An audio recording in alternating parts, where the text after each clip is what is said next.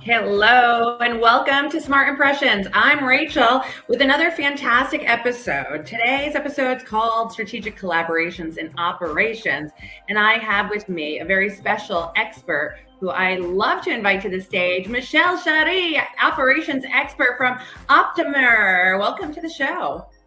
Thank you, Rachel. I'm very glad to be here today. So happy you're here. So we're talking about strategic operations or strategic collaborations. And I love having you here because you're one of my strategic partners that I love and trust. And specifically, we have two different business models with two different value propositions. But there is a synergy there where we can come together to help businesses. And so when I say strategic collaborations, what is the first thing that comes to your mind? Well, basically, it's just having a good partnership between two parties, which is mutually beneficial in your goals, right? So it's leveraging the strength and the resource and the expertise of each other in a complementary way. And I think it's something that's so underused. It's big already, but still there are so many more ways of utilizing this. And I think it's just a matter of discovering those, try to experiment. And sometimes there's a very different collaboration than what you have in mind that might really work out and be exciting and come up with some innovative product or service. So yeah, I think it's a very exciting way of working together. And what's kind of your first go-to, like before you even consider doing a strategic collaboration, what's kind of your first thought? What are you looking to, how to filter it or what to consider before you even begin? Well, of course, there's the needs that you have in the back of your mind. But when you're meeting with the different companies or when you're looking at these as a potential collaborating partnership, I would say the first point is trust. You need to make sure that it fits with your values of your organization, your levels of authenticity, or how you want to, how you want your customers and the market to perceive you as a company. And does that potential partner, meet with that value? And then, yes, it's a matter of the relationship and the trust, how you work together. Do you feel like it's going to be an actual partnership? Or if it feels difficult even from the beginning, then personally, I would not go further than that. So, yeah. I love that. The first word, trust. Right. And yeah. I mean, you can't trust someone just by seeing them. You have to experience them and build that trust. Right. It's a building block. So you need that time. And clearly there's an opportunity for that trust to be broken at any time throughout that journey. Right. Yeah. So that's another thing, right? I look at how do you create an actual agreement? It needs to be an agreement that suits both parties. Right. So I feel like it doesn't have to be an elaborate contract that completely connects you together until death does the company's part.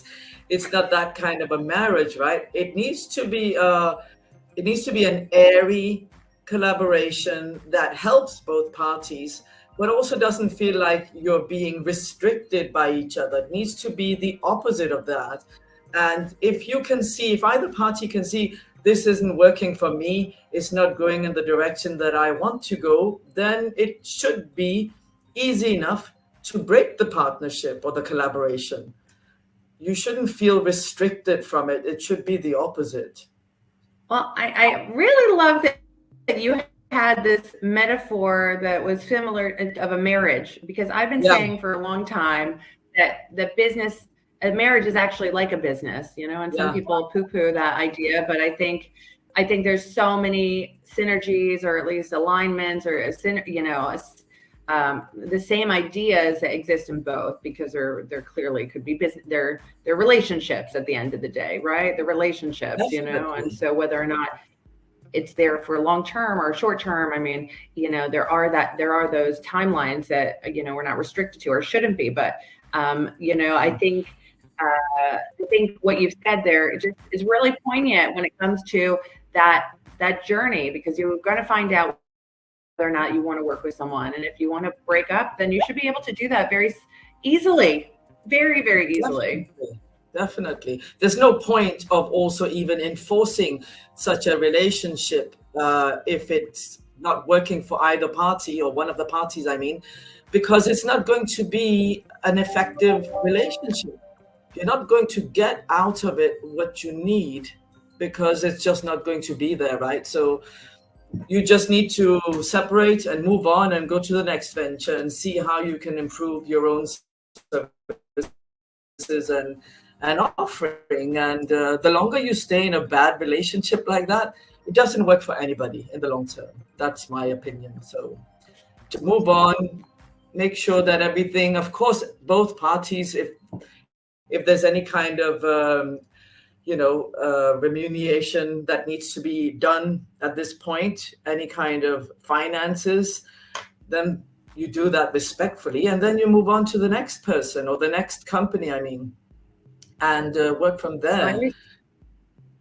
It just works better I for always said everyone. breaking up is hard to do. Sorry, what'd you say? I just said it works better for both parties. In the end, it doesn't make sense to keep it restricted. Make sure that everybody is compensated and move on to the next project or company. And that's also how you know it, after a while, there will be mistakes in wrong collaborations, working with the wrong kind of companies, but you need to go through that to learn from it. And I think that's equally valuable, to learn, this doesn't fit me, it's not going to work, I need to move on, because then I can also learn as a company what actually will work for me in the future. You learn from your mistakes. So, yeah.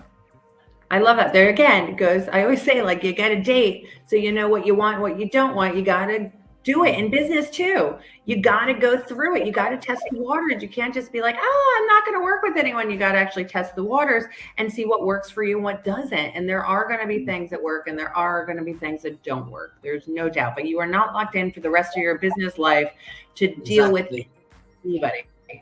Right? That's the greatest thing about these partnerships is that, there's a saying I always tell, my significant other, that people come into your life for a reason, season, or lifetime. And we don't know that going into that relationship.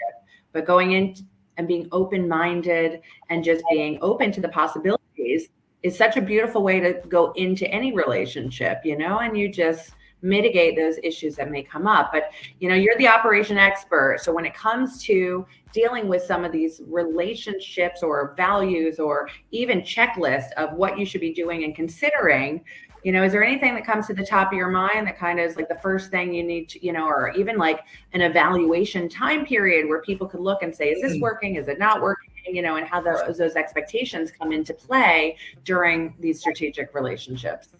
Yeah, definitely. But it also depends on the size of the companies, right? So in my case, I feel that I can move very quickly forward to decide whether or not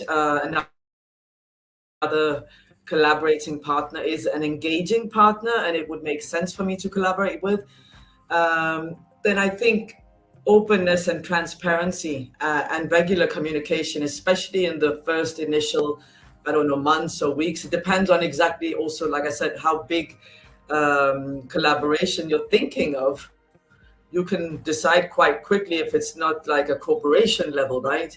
And communication and transparency. Be open with your expectations to each other. And it also rules out any kind of misunderstandings quite quickly. And if the other party might be under a wrong assumption, then you can again move on away from that or correct that assumption and still move forward. But it's very, very important to be transparent about your intentions, and it will just help you.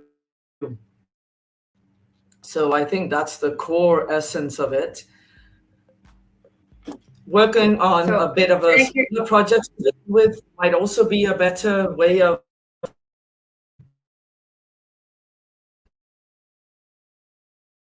the way that you work together.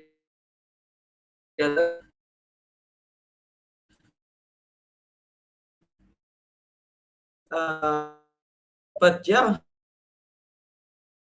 it depends.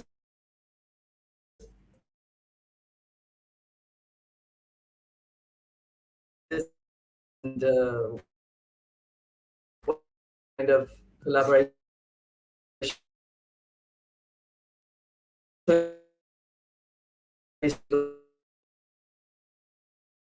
You saying doesn't matter, and,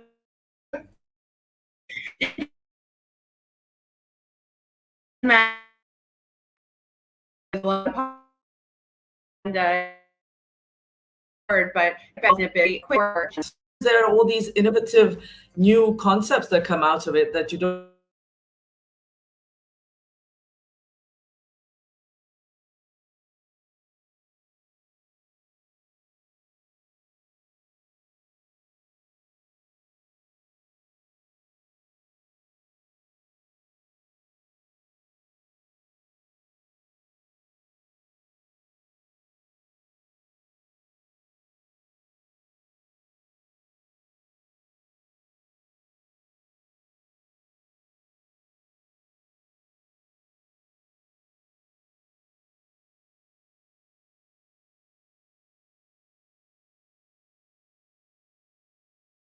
and Depends on exactly also, like I said, how big collaboration you're thinking of. You can decide quite quickly if it's not like a corporation level, right? And yeah, communication and transparency. Be open with your expectations to each other, and it also rules out any kind of misunderstandings quite quickly. And if the other party might be under a wrong assumption, then you can again move on away from that or correct that assumption and still move forward. But it's very, very important to be transparent about your intentions, and it will just help you. So I think that's the core essence of it. Working on a bit of a smaller project with might also be a better way of assessing the way that you work together. But yeah, it depends on the company sizes and what kind of collaboration you've got in mind. But you need to evaluate that on every single occasion, right? So are you saying size does matter? And then it depends on the size. I knew you were going to go there, Rachel. In business, strategic collaborations, size does matter. So Yes. obviously there's a lot of parts, different people, and involvement in how to move forward. But, you know, to take it back, listen, we love these little snippets. It's 15-minute New York sweet, like quick, short, to the point, so people can get back to work and start killing it in their desk or outside to really build those human relationships, because we need it. We need it so badly. But like I said, there is no doubt strategic collaborations is a great way to expand and get more business to more customers and expand into each other's network and really offer new markets. You get new market access, right? And sometimes there are all these innovative new concepts that come out of it that you don't realize, and it's exciting. So you don't know where it's going to go sometimes. I think that's also the exciting way of working. That's a great way to look at it. Pardon? You know, it's a great way of looking at it. It's just being open-minded and open and being ready to receive what's coming from this new relationship. Exactly. We grow every relationship we get into and every connection we build. And so I encourage people that are listening to look at those opportunities. Look for people that you trust. And trust is a big one for me too. And if you don't know your values, start writing them down. What are the top 3, top 5 that you don't want to negotiate or even, you know, adjust at all, Yeah. because those values and finding those values and partners are so important.